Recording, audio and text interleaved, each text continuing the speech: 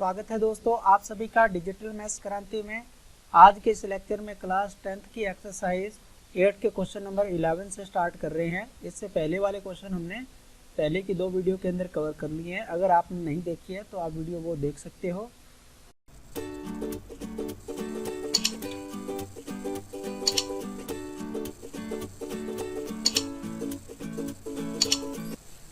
Question number 11 के अंदर एक मीनार क्षैतिज समतल पर ऊर्ध्वाधर खड़ी है। यदि सूर्य का उन्नयन कोण 30 डिग्री का हो और मीनार की छाया की लंबाई 45 मीटर हो तो मीनार की ऊंचाई निकालनी है। इसका मतलब यहाँ पे आपका इस प्रकार से मान लो ये मीनार है और ये आपकी छाया बन रही है, तो जो आपका उन्नयन कोण बन रहा है वो कितना बन रहा है, यहाँ पे 30 डिग्री का बन रहा है। ठीक है, तो इसमें हमें ये छाया की लंबाई जो है 45 मीटर दे रखी है, तो मीनार की जो ऊंचाई है वो h मान लो हमें निकालनी है।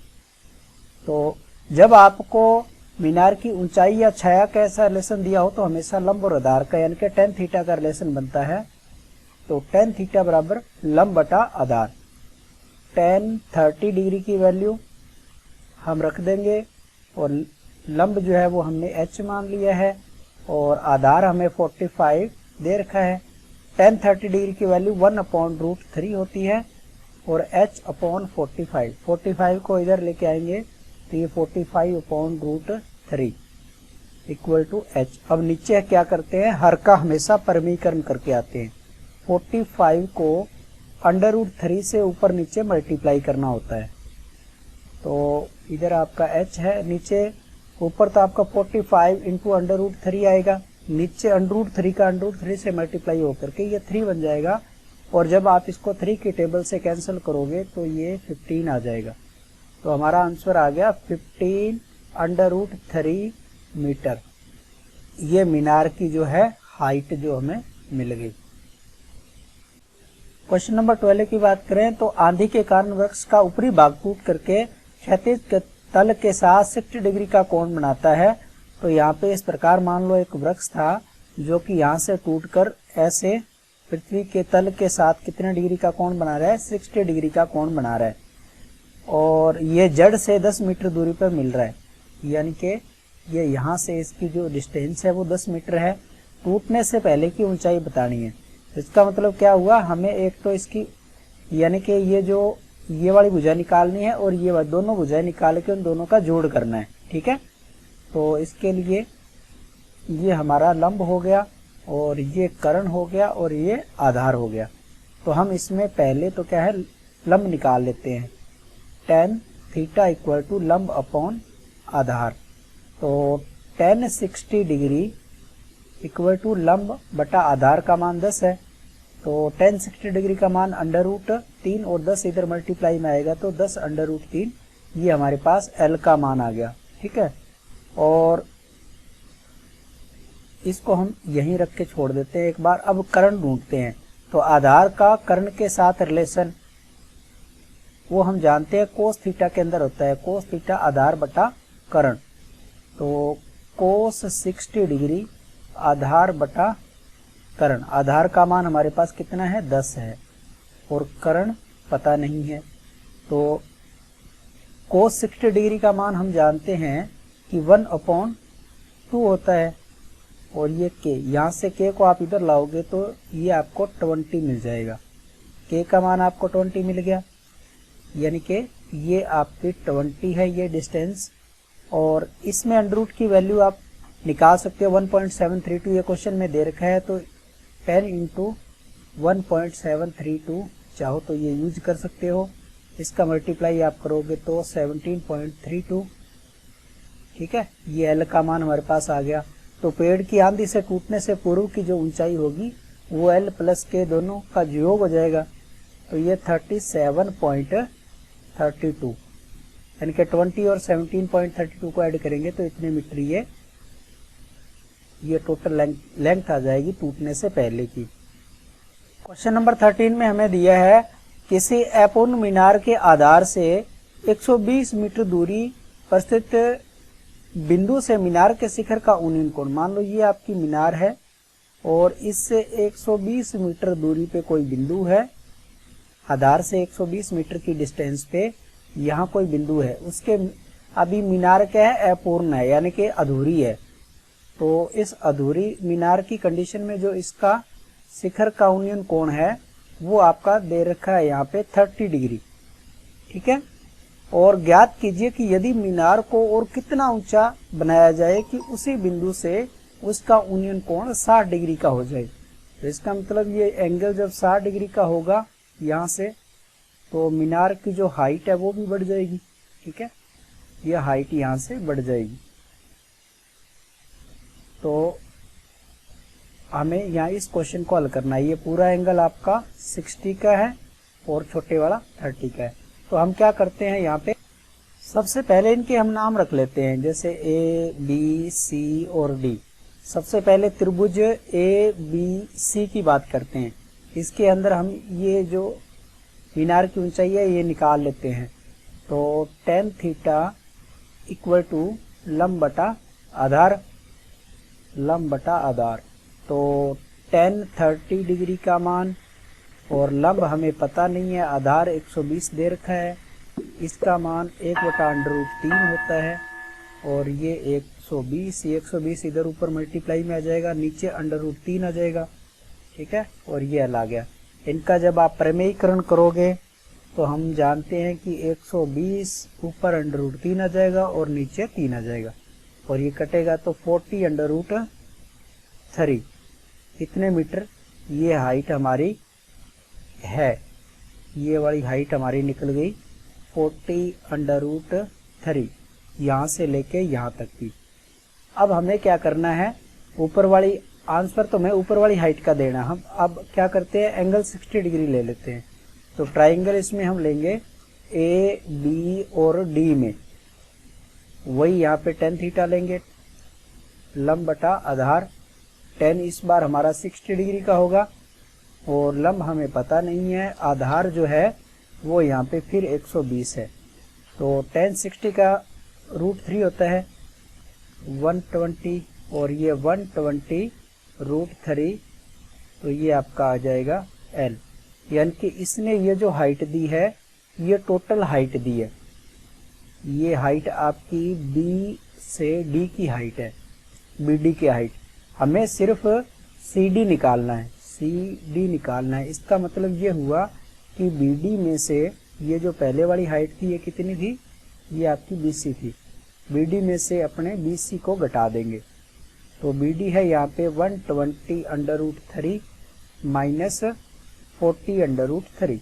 तो यहाँ पे आप अगर आप √3 को कॉमन ले लेते हो तो 120 माइनस 40, ठीक है, तो ये 80√3 हमारे पास आंसर आ जाएगा। आप अगर इतना आंसर लिख के आते हो तो भी आपका आंसर क्या सही है। अगर नहीं तो √3 को आप 80 मल्टीप्लाई 1.732 से मल्टीप्लाई करके आंसर निकालोगे तो वो भी आपका आंसर जो है 138.56 मीटर। ये आंसर भी आप लिख के आ सकते हो, है ना। ये आंसर भी हमारा सही है और ये भी सही है, दोनों में से आप कोई भी आंसर लिख के आ जाओ। क्वेश्चन नंबर 14 में मीनार के आधार से 100 मीटर दूरी पे, ये 100 मीटर की डिस्टेंस पे कोई पॉइंट है, उसका उन्नयन कोण जो है शिखर के साथ वो हमें दे रखा है 30 डिग्री, है ना।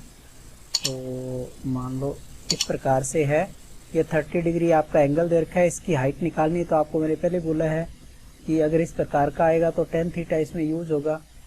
tan थीटा इक्वल टू लंब बटा आधार tan 30 डिग्री। तो लंब यहाँ पे अगर h मान रहे हैं, ये आधार 100 है, 1 इसका मान 1/√3 होता है, h/100। 100 इधर ऊपर मल्टीप्लाई में आएगा तो नीचे √3, और √3 का प्रमेयीकरण करेंगे ऊपर नीचे √3 का गुणा करके, तो ऊपर तो आ जाएगा 100√3 और नीचे आपका आ जाएगा 3, ठीक है। और ये अब कैंसिल तो होता नहीं है तो आप इतने लिख के आ सकते हो। और चाहो तो आप ऊपर वाली जो वैल्यू आपकी है √3 का मान यहाँ पे 1.732 रख सकते हो, और इसको 100 से मल्टीप्लाई कराओगे तो आपके पास आ जाएगा 1732/3। और इसको चाहो तो आप डिवाइड कर लो, 3 5 जा 15 और यहाँ पे 2, 3 7 जा 21 और फिर यहाँ पे 2 आ गया और पॉइंट 3 7 जा 21 और 3, लगभग ये इतने आ जाएगा। कोई सा भी आंसर लिख के आओ, सही है यहाँ तक, चाहे आप ये लिख दो, चाहे ऊपर वाला लिख दो, और चाहे जो ऊपर √3 में हमारे पास आया था वो लिख सकते हो। क्वेश्चन नंबर 15 ने दिया है कि एक स्तंभ की चोटी का उन्नयन कोण समतल में स्थित किसी बिंदु से, ये आपका कोई स्तंभ है और किसी बिंदु, यहाँ पे कोई बिंदु है, उसका उन्नयन कोण जो है वो कितना दे रखा है, ये हमें दे रखा है 15 डिग्री मान लो, ठीक है। और स्तंभ की ओर 100 मीटर चलने पर, यहाँ से मान लो अपने स्तंभ की तरफ चलेंगे, मान लो 100 मीटर की डिस्टेंस हमने कवर कर ली और दूसरा बिंदु हमें यहाँ मिलेगा और उस बिंदु का जो उन्नयन कोण है वो उन्नयन कोण हमें यहाँ पे दे रखा है 30 डिग्री। तो हमें क्या करना है, स्तंभ की ऊंचाई ज्ञात करनी है, ये स्तंभ की ऊंचाई निकालनी है और हमें यहाँ पे 10-15 डिग्री की वैल्यू दे रखी है 2 - √3। तो इसके अंदर ये 10-15 डिग्री की वैल्यू हमें गिवन है, ये मान हमें दिया हुआ है, ठीक है। तो सबसे पहले इनके हम नाम रख लेते हैं A, B, C और D। तो बात करते हैं सबसे पहले त्रिभुज A, C और D के अंदर। तो यहाँ पे हम सबसे पहले tan थीटा लेते हैं, लंब बटा आधार, तो 10-15 डिग्री, लंब का मान हमें h मान लिया है और आधार हमारे पास कुछ पता नहीं है, तो इसका मतलब इसको हम BC जो दे रखा है उस BC को आप चाहो तो यहाँ पे x मान सकते हो, ठीक है। इस BC की लेंथ अपने x मान लेते हैं, तो आधार पूरा हमारा हो जाएगा 100 + x और 10-15 डिग्री की वैल्यू हमें दे रखी है यहाँ पे 2 - √3। तो इसके अंदर जब नीचे वाले 100 + x का आपने मल्टीप्लाई करेंगे तो ये 100 + x मल्टीप्लाई में आ जाएगा और ये हमारे पास h आ जाएगा। अब इस इक्वेशन को आप एक बार यहीं छोड़ दो, ठीक है। अब हम दूसरे ट्राइंगल की बात करते हैं। ट्राइंगल हमारा है B, C और D के अंदर। इसमें जब हम 10-30 डिग्री लेंगे tan थीटा, तो ये h/x आ जाएगा। tan 30 का मान 1/√3 होता है, तो h/x और यहाँ पे x/√3 और h। यहाँ से आप चाहो तो x का मान निकाल सकते हो, √3 × h, ये आपको मिल जाएगा। अब इस x का जो मान है वो हम पहले वाली समीकरण में रखेंगे तो हमें h जो है वो मिल जाएगा। तो इसको हम यहाँ रख लेते हैं 2 - √3 और 100 + x की जगह हम लिखेंगे √3 × h, ठीक है। h को चाहे पहले लिख लेते हैं और ये आपका h है। अब इसका बारी बारी से मल्टीप्लाई करेंगे, पहले 2 का मल्टीप्लाई करेंगे, 2 का मल्टीप्लाई इससे करेंगे तो ये आ जाएगा आपका 200 और फिर 2 का मल्टीप्लाई करेंगे इसके साथ, ये आएगा 2h और √3। फिर इसी प्रकार से √3 का जब 100 से करेंगे तो ये आ जाएगा -100 √3 और फिर हम √3 का मल्टीप्लाई करेंगे h √3 से, ये आएगा -h और √3 × √3, तो ये आपका 3 बन जाएगा और इधर h आपको दे रखा है। तो ये जो -3h आया इसको हम इक्वल टू के इधर लाएंगे तो ये 3h आपके प्लस के हो जाएंगे और इधर वाली पार्ट जो है,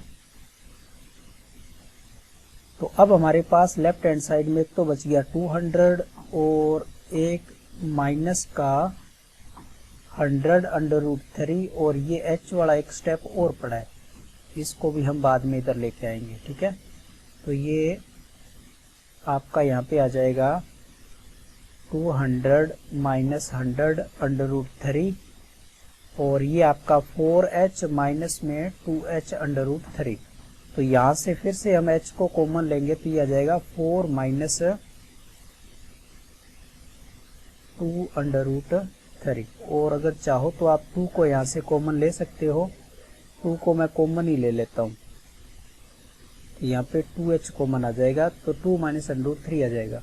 और इधर अगर हम कुछ कॉमन लेने की देखें तो एक बार चलो ये पड़ा है 100 माइनस √3, और अब ये वाला सारा पार्ट हम इसके नीचे लाएंगे तो 200 माइनस 100 √3 अपॉन में आ जाएगा 2 माइनस √3, और ये हमारे h का मान कुछ इस प्रकार से आ गया है।